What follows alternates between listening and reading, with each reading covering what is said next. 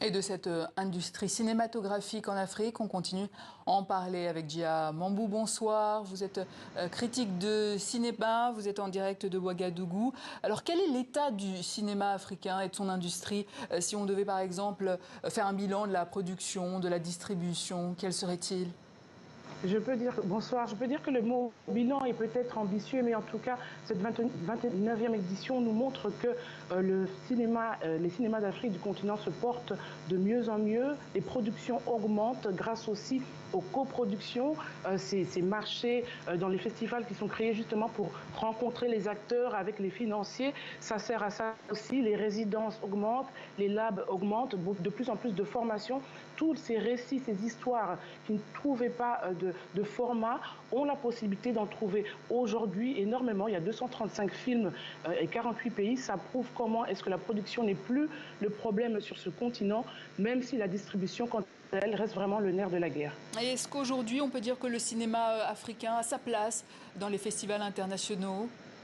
Oui, aujourd'hui, on peut le dire. C'est vrai que le FESPACO reste effectivement un des plus gros sur le continent, mais les œuvres qui sont montrées ici, par exemple en compétition, font aussi déjà leur première dans d'autres grands festivals de catégorie A. Je pense à Augure de Baloudji, Mambar Pierrette de Rosine Bakam ou encore Goudba Julia du Soudanais Mohamed Kordafi. C'est-à-dire qu'eux, ils ont déjà eu leur première à l'étranger, ils font les grandes premières en dehors du continent, mais ils tiennent quand même à revenir ici. Pourquoi? Parce que ça reste important de montrer évidemment les films au continent avec un public africain.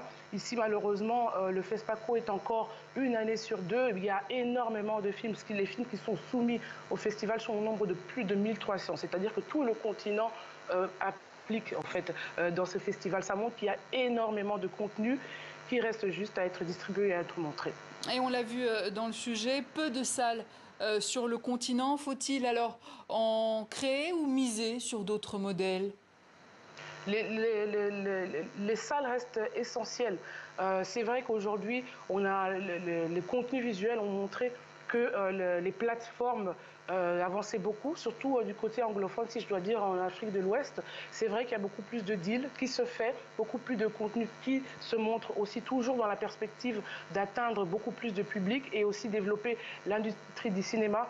Mais les salles ne sont pas en disparition parce qu'elles sont encore essentielles. C'est des expériences qu'on partage ici uniques. On démontre la projection du cinéaste Dani Kouyaté en compétition pour les Talons d'Or avec son film Katanga, la danse des scorpions, qui est une revisite de Macbeth en langue morée. L'expérience du public est complètement unique. C'est quelque chose qu'ils ne pourront jamais trouver dans les plateformes. Donc je pense que ça démontre quand même que les cinémas ont certes encore leur place. Dia Mambou, merci. Je rappelle que vous êtes critique de cinéma.